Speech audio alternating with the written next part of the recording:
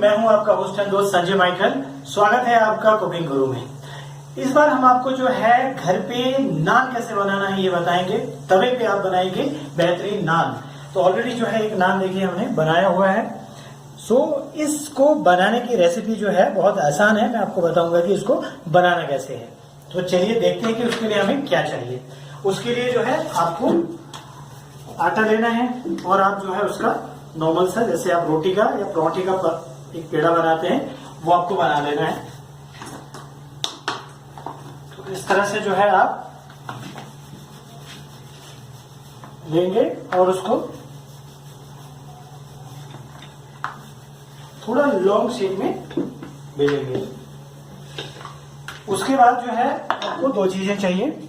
ये है सूखा धनिया, थोड़ा सा सूखा धनिया, और ये है अजवाइन। आप इसके ऊपर गिरिए। हरा धनिया भी आप इस्तेमाल कर सकते हैं, हालांकि इस समय जो है हमारे पास हरा धनिया नहीं है, कोई दिक्कत नहीं है। तो आप जो है इसको बेल लीजिए। जिस शेप में थोड़ा बड़ा भी करना चाहें आप कर सकते हैं, बिकॉज हम तवे के साइज का जो है इसको बना रहे हैं। उसके बाद जो है आप तवे पे इसको डाल लीजिए, पलट लीजिए।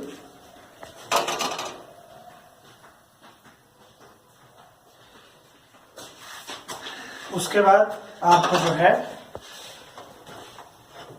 इसको गैस पे, जिस तरह आप रोटी फुलाते हैं उसी तरह से आप इसको फुलाएंगे। तो आपका नान रेडी हो रहा है।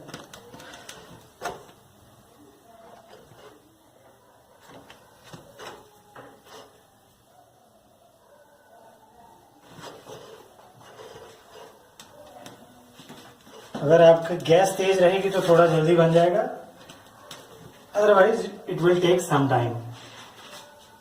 तो ये जो है नान जो है आपका अभी रेडी हो रहा है।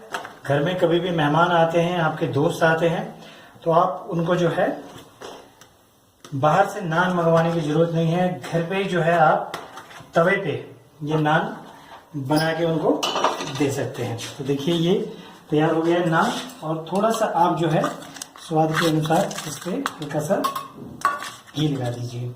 और आपको अगर इसको क्रिस्पी करना चाहते हैं, हाथ से ऐसे पकड़ के, ये आपका क्रिस्पी नान तैयार है।